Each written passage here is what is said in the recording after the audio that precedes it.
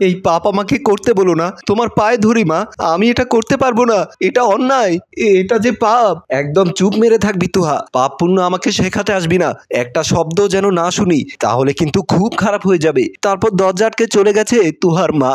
তুহা মা মা করে পেছনে গিয়েও লাভ হয়নি, সে দরজা খুলতে অনুরোধ করেই যাচ্ছে ক্রমাগত। আজ তুহার বিয়ে নিয়ে আর ৫-১০টা মানুষের মতো ভাবতে পারছে না সে।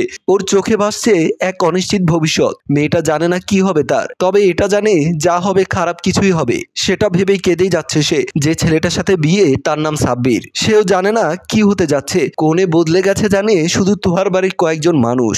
বিয়ের আগের রাতে জানতে পেরেছে বিয়েটা তুহার নিজের। বিয়েটা ভেঙে দেবে বা ছেলেকে ছেলের বাড়ির কাউকে জানাবে এই সুযোগও নেই। সে দরজার সামনে বসে ভাবনায় ডুবে গেল। এমন সময় ওর ছোট বোন সোহা দরজা খুলে ভেতরে ঢুকলো। আপু, সোহা বোন, আমাকে বাঁচা প্লিজ, এত বড় অন্যায় আমি করতে পারবো না।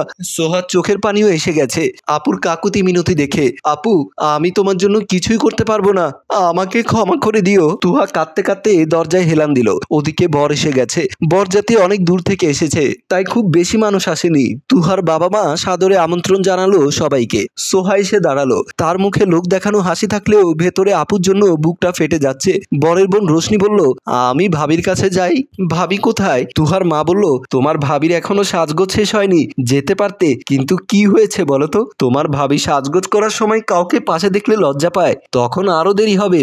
আচ্ছা ঠিক আছে, তাহলে ভাবি মন ভরে সেজে আসুক। বরের বাড়ির কেউ তুহার সাথে দেখা করার সুযোগ পায়নি, খুব কৌশলে আটকে দেওয়া হয়েছে এভাবেই। তারপর তুহার বাবা মা বরপক্ষকে নিয়ে বসালো। ড্রয়িং রুমে বসে আদর আপ্যায়নের পর পাত্রের মামা সাইফুল শরবতের গ্লাসে শেষ চুমুক দিয়ে ঢেকুর তুলে বলল, আর দেরি করে লাভ নেই, নাস্তা পানি সবার শেষ, এবার বিয়েটা পড়িয়ে ফেলুন। তাছাড়া কাজী সাহেবকে অন্যদিকে যেতে হবে, আমাদেরও আবার দূরে যেতে হবে। তুহার বাবা হাসি মুখে বলল, আচ্ছা ঠিক আছে বেয়াই, একটু অপেক্ষা করুন। তারপর নিজের স্ত্রীকে বললেন, এই যাও মেয়েকে নিয়ে আসো। তুহার মাও সোহা গেল তুহাকে নিয়ে আসতে। তুহার ঘরে গিয়ে বিছানায় হাঁটু জড়িয়ে বসে থাকা তুহাকে মা বলল, একদম ঘোমটা খুলবি না, কোনো ঝামেলা না করে কবুল বলবি, না হলে এই দেখ। এই বলে একটা বিশেষ শিশি দেখালেন। আমি বলে দিচ্ছি, কোনো ঝামেলা করবি না, করলে কিন্তু আমরা দুজনেই বিষ খাবো। এখন তুই জানিস তুই কি করবি। আজকে হয় তুই বিয়ে করবি, না হয় এটা সোহাকে খাইয়ে দিয়ে আমিও খেয়ে ফেলবো। মা, তুমি আমাকে এত বড় একটা অন্যায় করতে বলছো, তার চেয়ে জন্মের পরে আমার গলায় বিষ ঢেলে দিতে। তুহার মা রাগ করে চলে গেলেন। সোহা চোখের কোণে জল মুছে আপুকে ধরে আস্তে আস্তে নিয়ে গেল বিয়ের আসরে। অবশেষে সাব্বির আর তুহার বিয়েটা হয়ে গেছে। এছাড়া আর কোনো পথ ছিল না মেয়েটার, কারণ তার মা তার আদরে ছোট বোনকে বিষ খাইয়ে দেবে হুমকি দিয়েছে। ঘোমটার আড়ালে তুহার চোখের জল গড়িয়ে পড়ছে। দুই পক্ষের মুরব্বীরা একে অন্যের সাথে হাসি ঠাট্টা করে কথা বলে বিদায় নিচ্ছেন। তুহার বাবা ও পাত্রের মামা কোলাকুলি করছেন। ঘোমটার আড়াল থেকে সব লক্ষ্য করছে তুহা। আর সোহা মনে মনে ভাবছে, আজ আপুর সাথে যেটা হলো সেটা একদমই ভালো হলো না। এখন এটা ভেবে চিন্তা হচ্ছে যে ওই বাড়িতে যাওয়ার পর তারা এই বিষয়টা কিভাবে দেখবে, আপুর সাথে কেমন ব্যবহার করবে। তারপর দুই পক্ষের অনেক হাসি ঠাট্টার পর বরযাত্রী কোণে নিয়ে বিদায় হলো। এখনো কেউ জানতে পারলো না কোণে বদলে গেছে। অবশেষে সাব্বির আর তুহার বিয়েটা হয়ে গেছে। বাড়ি এসে মাত্র নতুন ভাবির ঘোমটা খুলে মুখ দেখতে গিয়ে চিৎকার করে উঠলো পাত্রের বোন রশনি, এটা কি? এই মেয়ে তো সেই মেয়ে না, বউ বদলে গেল কি করে? বিস্মিত চোখে সাব্বির বলল, কি এত বড় জোচ্চুরি? কি রে, এই কালো মেয়েটা বউ সেজে আমার ভাগ্নের জীবনটা শেষ করে দিল। এই মেয়ে, এসবের মানে কি? মানে বোঝনি? ভাইয়ার কপাল পুড়েছে, বউ বদলে দিয়েছে, ঠকিয়েছে। কি মামা, তুমি এক্ষুনি ফোন করো। পাত্রের মামা সাইফুল ইসলাম দ্রুত ফোন দিল তুহার বাবা সারোয়ার সাহেবকে। হ্যালো, কি হলো?